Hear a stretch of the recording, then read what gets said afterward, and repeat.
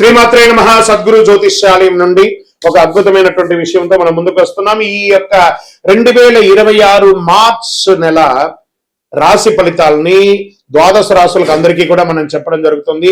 ప్రతి ఒక్కరికి జాతకం అంటే ఒక భయం, ఏదో ఒకటి తెలుసుకోవాలి. నాకు వ్యాపారం బాగుందా, నాకు ఉద్యోగం బాగుందా, నాకు కోర్టు వ్యవహారాలు తెలుస్తుందా, నాకు విదేశాల ఉద్యోగం ఉందా, నా వీసా వస్తుందా, నాకు H1 వీసా వస్తుందా, నా అప్పులు తీరుతుందా, నాకు ఆరోగ్యం ఎట్లా ఉంది, నా వ్యవసాయం ఎలా ఉంది, బాగా చదువుతానా, ఇలాంటి కన్ఫ్యూజన్స్ తోనే ఎన్నో వీడియోస్ అన్ని కూడా చూస్తూ ఉంటారు వివిధ మాధ్యమాల ద్వారా.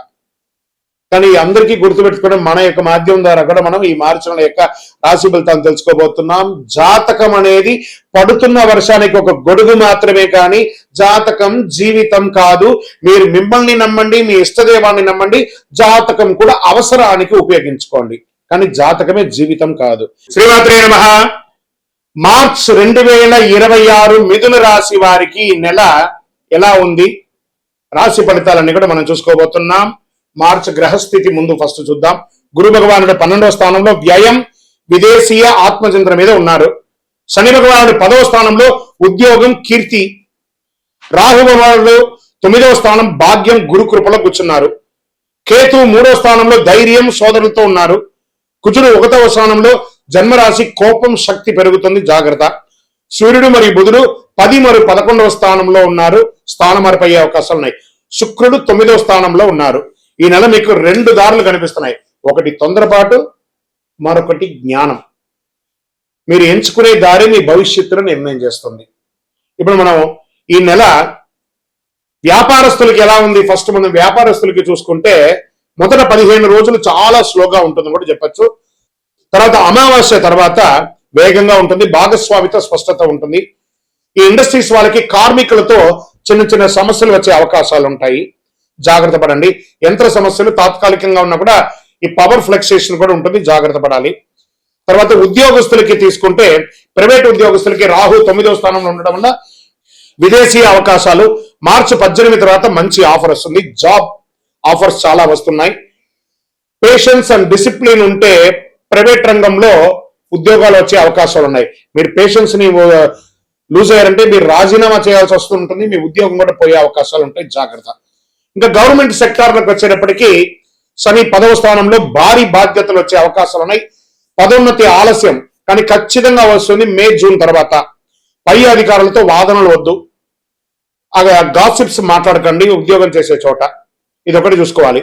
ఇంకా రియల్ ఎస్టేట్ చేసే వారికి ఇంకా విదేశీ డీల్, ఇంటర్నేషనల్ డీల్స్ వచ్చే అవకాశాలు ఉంటాయి ఏప్రిల్ తర్వాత. ఇప్పుడు ఈ నెల అన్ని తయారు చేసుకుని చూపించడం, మాట్లాడడం అవన్నీ చేయండి.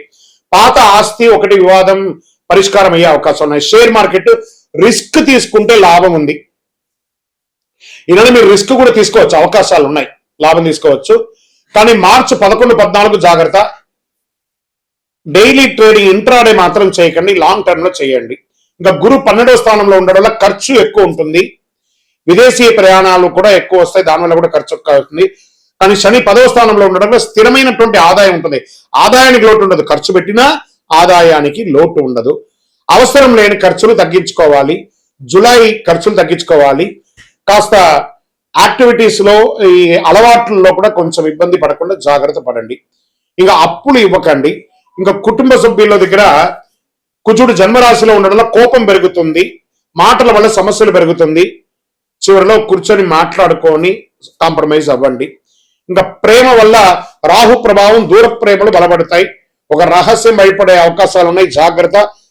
ప్రేమికుల మధ్య రహస్యాలు ఉండకూడదు. కుటుంబ సభ్యులు, తండ్రి ఆరోగ్యం పట్ల జాగ్రత్త వహించండి. ఇంట్లో ఆధ్యాత్మిక వాతావరణం పెరిగే అవకాశాలు ఉన్నాయి. పూజలు, హోమాదులు, కార్యక్రమాలు, గృహప్రవేశాలు, ఇవన్నీ అవకాశాలు చాలా ఉన్నాయి. ఇంకా సోదరుల మధ్య, సోదర సోదరి మీకు సహాయం చేస్తారు. మీరు ఇల్లు కట్టుకున్నా, మీరు వ్యాపారం చేసినా, మీ ఇంట్లో వివాహమైనా వాళ్ళు మీకు ఆర్థికంగాను సామాజికంగాను సహాయపడే అవకాశాలు ఎక్కువ కనబడుతున్నాయి. ఇంకా వ్యవసాయదారులకి వర్షం ఆలస్యంగా రావడం వల్ల కొత్త పంట ప్రయోగం మంచిది. పశువుల వైద్య ఖర్చు పెరుగుతుంది. ఇంకా కోర్టు వ్యవహారాలు ఉన్నాయి చూసారా, కేసు స్లోగా నత్తనడగ్గా ఉంటుంది. అవసరమైతే మనం మార్చుకుందామా, వేరే కోర్టుకు మార్చుకుందామా, లేదా కాంప్రమైజ్కి వెళ్తామా, ఇన్ని డిస్కషన్స్ వస్తాయి. మార్చి 22 తర్వాత అనుకూల పరిణామాలు కోర్టు ద్వారా వస్తుంది, మధ్యవర్తిత్వం వద్దు. ఇంకా విద్యార్థులకి తీసుకుంటే రోజు 20 నిమిషాల ధ్యానం చేయండి. ఐటీ మీడియా రంగంలో బాగా స్ట్రెస్ ఉంది, జాగ్రత్త పడండి. విదేశీ విద్య యోగ బలంగా ఉంటుంది. పోటీ పరీక్షలు చాలా కఠినంగా చదివించాలి. ఇంకా ఈ సివిల్స్ కి ప్రిపేర్ అయ్యే వాళ్ళందరూ కూడా చాలా స్ట్రాంగ్ చదువు చదవండి. బ్యాంకింగ్ ఎగ్జామ్స్ రాసే వాళ్ళకి, ఇవన్నీ కూడా కాంపిటేటివ్ ఎగ్జామ్ రాసే వాళ్ళకి ఇవన్నీ కూడా మంచి పరీక్షా సమయం. గట్టిగా చదవాలి విద్యార్థులు. మీరు చదివితేనే భావి భారతానికి మీరు ఒక ఉద్యమ చక్కగా నడిపించే వాళ్ళు మీరే ఉంటారు. గొప్పగా ఆర్థికమైనటువంటి బలాన్ని సేకరించేది మీ విద్యార్థులే. కాబట్టి జాగ్రత్త. ఆరోగ్యం పట్ల తలనొప్పి ఎక్కువ వచ్చే అవకాశాలు కనబడుతున్నాయి. మార్చి 9-16 మధ్యలో కాస్త ఆరోగ్య పట్ల చాలా జాగ్రత్త పడాలి. అవసరమైతే ఒక డాక్టర్ని సంప్రదించి ఒక పరీక్ష చేసుకోవడం మంచిది. మంచిగా టోటల్ బాడీ చెకప్ చేసుకుంటే మంచిది. ఆందోళన బాగా పెరుగుతుంది, ఒక యాంగ్జైటీ పెరుగుతుంది. ఇవన్నీ కూడా జాగ్రత్త. ఈ నరాలకు సంబంధించినటువంటి ఇబ్బందులు వచ్చే అవకాశాలు ఉన్నాయి. పొత్తి కడుపులో నుంచి అసలు మూత్రనాళాల దగ్గర మంటగా ఉండే అవకాశాలు ఉన్నాయి.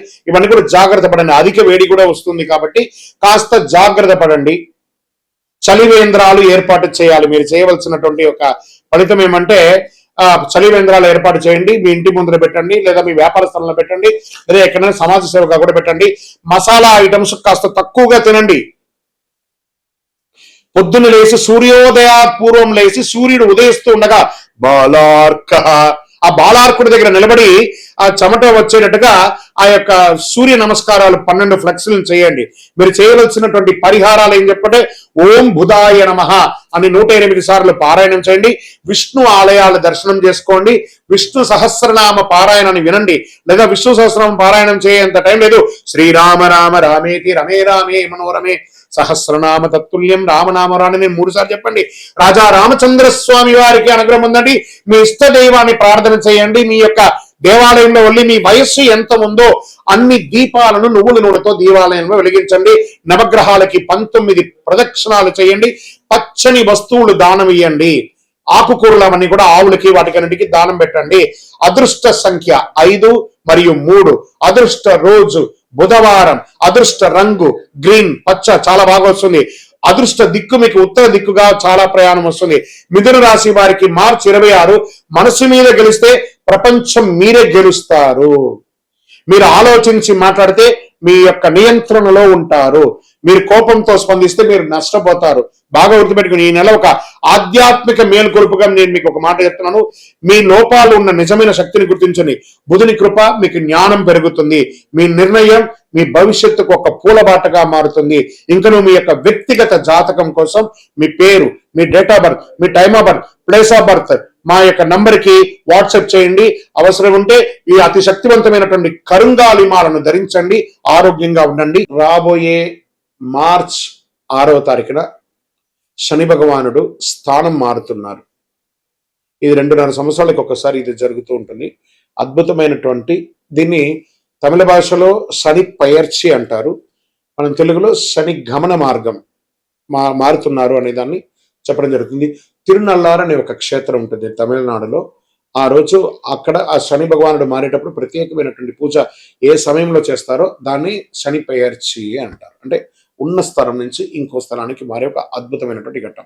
ఈ శని గమనం మార్పు జరగడం వల్ల ఏ రాశి వారికి లాభంగా ఉంటుంది, ఏ రాశి వారికి ప్రతికూలంగా ఉంటుంది అనే దాన్ని మనం ఇప్పుడు విశ్లేషించుకోబోతున్నాం. శని భగవానుడు కుంభం నుండి మీనంలోకి గమన మార్పు 6వ తారీఖున మార్చి 26 ఉదయం 8:24 ఇది చాలా విశేషం అండి. ఎంత అవకాశం ఉంటే అంతమంది అన్ని రాసుల వారు కూడా పూజ చేసుకోవాల్సిన సమయం. కానీ ప్రత్యేక పూజలు కొంతమందికి ఉందని చెప్పచ్చు. దీన్ని ఏ రాశి వారికి ఆ శని భగవానుడు యోగాన్ని ఇస్తున్నాడు ఆ శని గమనంలో అని అంటే, శని లగ్నంలో ప్రవేశం జీవన దిశలో గంభీర మార్పు. ఎవరికి లగ్నంలో ఉంటాడో వాళ్ళకి ఇది ఉంటుంది. మీనరాశి వారికి చాలా ఉంటుందండి. ఆధ్యాత్మిక చైతన్యం పెరుగుతుంది. క్రమశిక్షణలో ఎదిగే అవకాశం ఉంటుంది. అంటే కుంభరాశి నుంచి మీనరాశి మీ రాశిలోకి రాబోతున్నాడు. కాబట్టి వృషభ రాశి వారికి లాభస్థానంలో శని ఉన్నాడు. దీర్ఘకాలిక పెట్టుబడుల ఫలితం, ఆర్థిక స్థిరత్వం కూడా ఉంటుంది. తర్వాత మకర రాశి వారికి శని మీ యొక్క స్వగ్రహాధిపతి కాబట్టి శ్రమకు ప్రతిఫలం ఉంటుంది. ఉద్యోగం, పదోన్నతి అవకాశాలు చాలా ఉన్నాయి. విదేశీయ గమనం కూడా ఉంటుంది. ఎవరు జాగ్రత్తగా ఉండాలి, ఏ రాశి వారు జాగ్రత్తగా ఉండాలి అంటే మిథున రాశి వారు కర్మస్థానంలో ఒత్తిడి, ఉద్యోగంలో బాధ్యతలు పెరుగుతాయి. జాగ్రత్త నిర్ణయాలు, అసాంఘిక కార్యక్రమాలు పాల్గొనకూడదు. ఇక కన్యా రాశి వారికి సంబంధాలు పరీక్ష కాలం, భార్య భర్తల మధ్య ఉంటుందని చెప్పి మాటల విషయంలో కాస్త జాగ్రత్తగా ఉండాలి. ఇవి రెండే. కానీ కన్యా రాశికి మిగతా గ్రహాలన్నీ యోగంగా ఉంది కాబట్టి కొంచెం జాగ్రత్త పడాలి. ధనుసు రాశి వారికి అర్ధాష్టమ శనిలో ఉన్నారు. గృహ కుటుంబ విషయంలో ఆందోళన, ఆస్తి నిర్ణయాల ఆలస్యం ఇవన్నీ కూడా అవుతూ ఉంటుంది. శని ఎప్పుడు శిక్షకారకుడు కాదు. అదేవిధంగా సింహరాశి వారికి కూడా అష్టమ శనిలో ఉన్నాడు. కొంచెం జాగ్రత్తగా ఉండాల్సినటువంటి సమయం. ఈ ప్రకృతి విపత్తులు కూడా వచ్చే అవకాశాలు ఈ శని గమనం ద్వారా కూడా ఉందండి. కొండ ప్రాంతాల్లో భారీ వర్షాలు, కొండ చర్యలు కింద పడడము, చిన్న చిన్న భూకంపాలు లాంటి రావడము, జల ప్రళయం అనేది కనబడుతుంది. తీర ప్రాంతాల్లో సముద్ర ప్రభావం ఎక్కువ ఉంటుందని కూడా చెప్పడం జరుగుతుంది. వరదల వల్ల వ్యవసాయానికి మిశ్రమ ఫలితం ఉంటుందని కూడా ఈ శని యొక్క మార్పు వల్ల ఉంటుందని కూడా చెప్పచ్చు. జలతత్వం శని గమనంలో ప్రకృతి శక్తులన్నీ కూడా అధికంగా ప్రేరేపింపబడతాయి కాబట్టి జాగ్రత్తగా ఉండాలి. శని భగవానుడు శత్రువు కాదు, మన కర్మ ప్రతిబింబమే శని భగవానుడు. కాబట్టి ఆ శని గమనాన్ని ఆ రోజు మార్చ్ 6వ తారీఖున ప్రతి ఒక్కళ్ళు దేవాలయానికి వెళ్ళి ఒక 19 ప్రదక్షిణాలు చేయండి. కాకధ్వజాయ విద్మహే ఖడ్గహస్తాయ ధీమహి తన్నః మంద ప్రచోదయాత్, నీలాంజన సమాభాసం రవిపుత్రం యమాగ్రజం ఛాయామార్తాండ సంభూతం తన్నమామి శనైశ్వరం. ఈ యొక్క మంత్రాన్ని ఎప్పుడు కూడా మీరు పారాయణం చేస్తూ ఉండండి. చాలా అద్భుతమైనటువంటి ఫలితాలని పొందుతారు.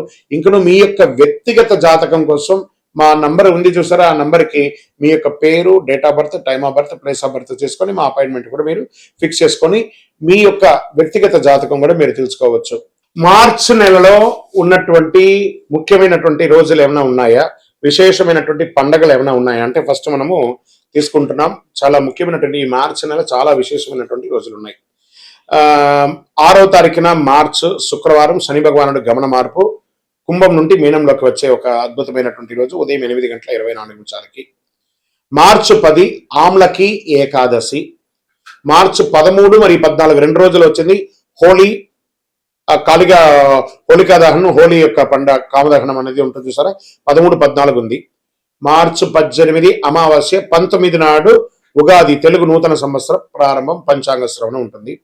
మార్చి 25 శ్రీరామ నవమి, చాలా విశేషమైనటువంటి రోజు. తర్వాత end of the month last day నుంచి మొదలు పెడితే ఏప్రిల్ 1 వరకు అయ్యప్ప స్వామి వారి పుట్టినరోజు.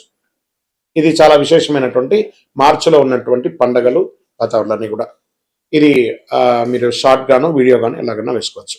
Now coming to Ayyappa birthday గురించి చెప్పబోతున్నాను. రానున్న ఏప్రిల్ 1వ తారీఖున అయ్యప్ప స్వామి వారికి జన్మదినం. చాలా అద్భుతమైనటువంటి పూజలు ప్రతి దేవాలయంలోనూ, శబరిమలలో కూడా చాలా విశేషంగా పంబా ఆరాట్ అనే విశేషాన్ని చేస్తారు. ఏప్రిల్ 1వ తారీఖున జరగబోయే ఒక అద్భుతమైనటువంటి రోజు. ఉభయ తెలుగు రాష్ట్రాలే కాకుండా దేశ విదేశాల్లో ఉన్నటువంటి ప్రతి అయ్యప్ప స్వామి దేవాలయంలోనూ చక్కగా ఆ దేవాలయాన్ని అలంకారం చేసి గణపతి హోమాదులు, స్వామివారికి అభిషేక ఆరాధనలు, పట్టు పీతాంబరాలు ఇచ్చి స్వామివారికి తీపి వంటలన్నీ కూడా చేసి వచ్చిన భక్తులకు అందరికీ కూడా తీపి ఇచ్చి చక్కగా విద్యార్థులకి ఎగ్జామ్ టైం కాబట్టి మన దేవుని ప్రసాదంగా పుస్తకాలు, పెన్సిల్స్ పంచండి. సాయంత్రం చక్కగా పడి పూజ చేయండి, అన్నదానం చేయండి. అప్పటి నుంచి బాగా వేడి తాపడి ఉంటుంది కాబట్టి ప్రతి దేవాలయంలోనూ ఒక కుండను ఏర్పాటు చేసి దాహార్తిగా ఒక నీళ్ళ సర్వీస్ ని కూడా చక్కగా చేయండి. అద్భుతమైనటువంటి సేవ చేయండి. ప్రతి అయ్యప్ప భక్తులు గుర్తుపెట్టుకోవాలి, మార్చిలో కాదు అయ్యప్ప బర్త్డే, ఏప్రిల్ 1వ తారీఖున శబరిమలలో చేస్తున్నారు. మనం కూడా అందరం కలిసికట్టుగా స్వామివారి జయంతి ఉత్సవాల్ని దిగ్విజయంగా చేస్తాము. స్వామియే శరణం అయ్యప్ప.